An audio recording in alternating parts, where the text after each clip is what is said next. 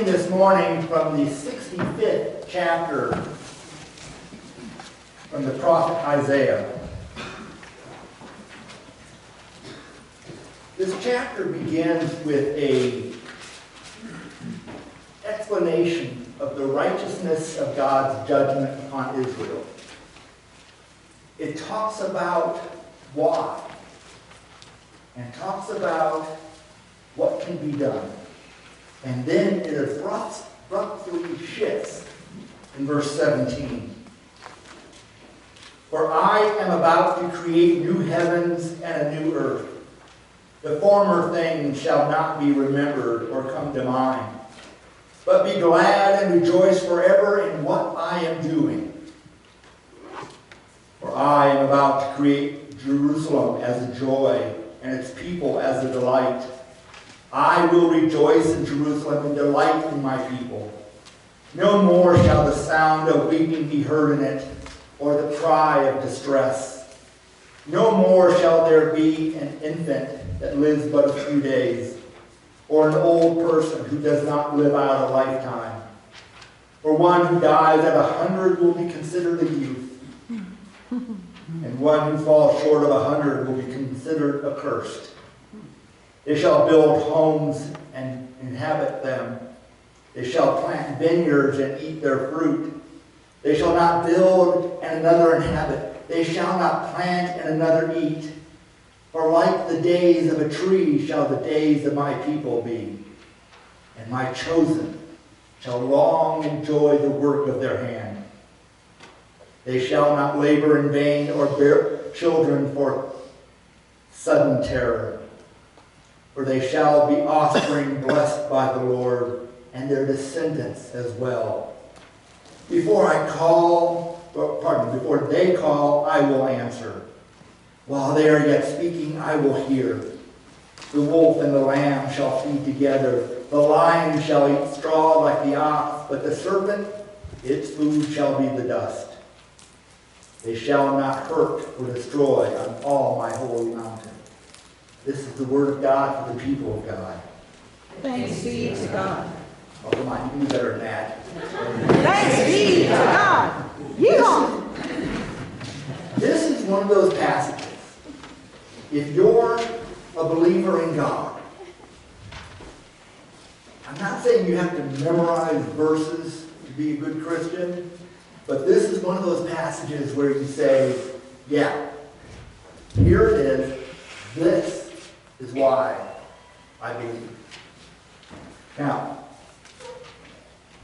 the final section of Isaiah, what some biblical scholars call third Isaiah, because there's some belief that this was a disciple of the prophet who composed that. But I want you to think, well, what was the title I gave this? Can you imagine that? Yeah, thank you. The boss is here. Can you imagine this? One of the things that we sometimes fall into the habit or the custom or feeling that the Bible contains a lot of good stuff, but it's not really realistic. It's not really meant to be literal. I mean, the Beatitudes. Blessed are the peacemakers. There's a gun called the peacemaker. Blessed are the poor. Blessed are those who mourn. Well, you can come up with your own example. But we get to a passage like this, and this was written hundreds of years before Jesus arrived on the scene. Empires had risen and fallen between the period of Isaiah's writing and the coming of the Messiah. It's been nearly 2,000 years. Armies had been raised and sent into war while all of this was in their possession. And so when I was rereading this, I thought, is it really realistic? This idea of they will neither hurt or destroy on all my holy mountain. Or, it's one thing after another. I mean, let's start off with, I'm about to create new heavens and a new earth. So, I'm not an astrophysicist. I'm glad I even know that such a thing exists. But thank goodness Larry is here to keep me straight if I stray. We don't know what's out there. I mean, we have a good idea with our limited technology. Voyager 2 just left. What is that term for? The heliosphere. Heliosphere. Thank you. Go, See, Larry. this is why we keep them around. It's only the second thing from Earth that's left our star system. So we don't even know what's out there. What wonders, what miracles, what civilizations possibly. So why would God create a new heaven? What's wrong with the old one? I mean, why would God create a new earth? We have a pretty good earth right here. Well, we used to. So is it realistic? Do you really think this is going to happen? This idea of a new heaven and a new earth? The former things shall not be remembered or come to mind. Now, I love history.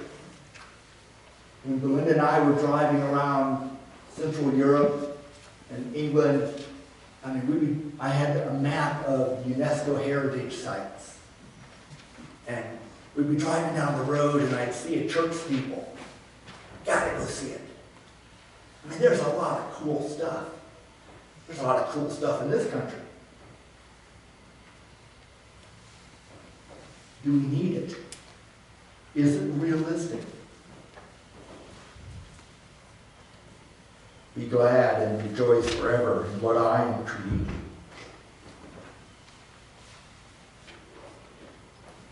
Do you really think it's going to happen? I mentioned earlier the meeting in California, and I really want to encourage you to read the theological statement because it outlines a vision for the people called Methodists in the western part of the United States. It's pretty audacious. I mean, it really is. The week before, the Wesley Covenant Association released a preliminary version of what will be a book of discipline for them. Two very different understandings of what it means to be heirs of John Wesley. Very different. Methodism as we know it, as in everyone here who's ever attended a United Methodist Church, it will be different going forward. Nobody knows for certain what's going to happen in Minneapolis next May. But the blueprint is already there. What we have known for the last 50-some years, 51 years, will in all likelihood cease to exist after that. Can you imagine what the Church of God will be like? Now this church, this particular congregation was formed in 1964 or 65. That's a long time. But compared to some sitting here today, it's not. The reason I mention that in conjunction with this passage from Isaiah is no one knows for sure what St. Paul's will look like in another 50 years. Our bishop sends out an email on Saturday to the clergy and laity of this conference. And in this week's email, she talked about the idea of time capsule. And in particular, the one, I think it was at the 1964, I think it was the Hemisphere Fair. World's Fair. Oh, the World's Fair.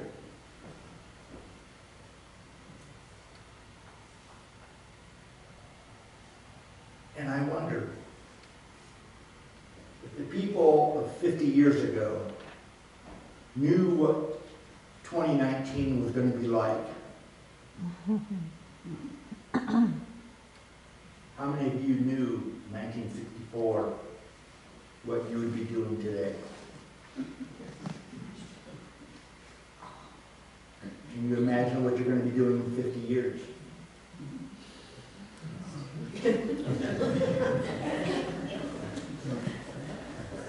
Think about that. Isaiah has said that if you don't live to be 100, you're considered 100 years old will be considered a youth. What an amazing youth group we have right here this morning. I mean, this is it. You know, is it realistic? Is this what Isaiah thought was really going to happen? Could he have even considered or conceived of what the world would be like 2,500 years later? Can you? I mean, I think of Christopher's little girls when they come here. The world that they pass on to their children or their grandchildren hasn't even been conceived of yet. Or her great-grandchildren. Wow. What a world they're going to live in. What a church they're going to know about, hopefully. Isaiah talks about this. They shall build houses and inhabit them. They shall plant vineyards and eat their fruit. They shall not labor in vain.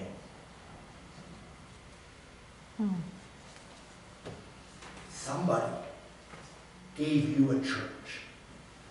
Somebody labored so that you would have in your possession everything that is needed. In our book of discipline, it talks about everything necessary for salvation is found in the Old and New Testament. Well, I just read from the Old Testament. Is that enough? If this is all that survived of all the Bibles in the world, would that be enough to believe in God? Would that be enough to lean into the future, to talk to someone who is dying and say, there is hope? Would that be enough to say to a homeless person, this is your future, because this is my present? In all of the world, the churches, particularly that use the lectionary, those that read this morning, have a lot of different interpretations. For some will say, well, this spoke to a different time, and it's using literary language to describe something ethereal. Others will say, no, this is fact. There is no dispute. But it only referred to a certain group of people in a certain time, and we only read it for historical purposes. Others, and I think I'm in this camp, say not only was this written for a particular context, a Jewish nation in exile, but it also speaks to the future, a future that God intends for God's people. But it also refers to us sitting here today. This idea that God is present, not as a historical myth or a collection of nice stories and histories and bewildering passages that paint a picture.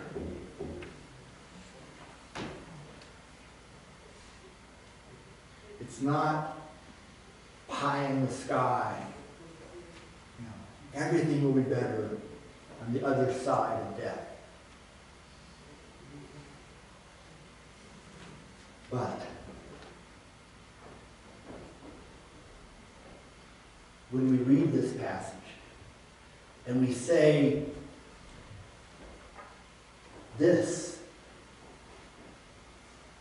passage that speaks to a world that we don't know. We don't know peace without war. We don't know longevity as a blessing. We don't know what it means to be people surrounded and immersed in the glory of God. Because, well, it just doesn't seem realistic. But I would tell you this morning that this congregation is part of this plan. Amen. That our denomination is one reflection of how to bring that about. It's not the only one. But this is what we're part of. And so whether there is a United Methodist Church or a New Reformed Methodist Church or an Orthodox Methodist Church or whatever we're going to call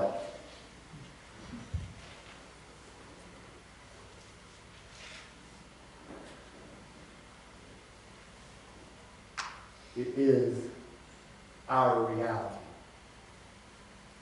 And if we hold on to the core of the gospel, the core of the good news, that God is with us, Yes. whatever comes will be done and experienced in the presence of God. For this is why we worship God. The belief that God is with us. Because in 2 weeks, we get ready, or we begin another Advent. Is it just a custom? Is it just a nice thing, a way to trot out cantatas and pageants and all the rest? Or do we really believe that Christ not only was, but is, and will come again? If you can hold on to that all the things that you read in this book are true. We are God's people. And the question is it realistic in the year of our Lord 2019 to hold on to this belief that God is what God says? The prophet ends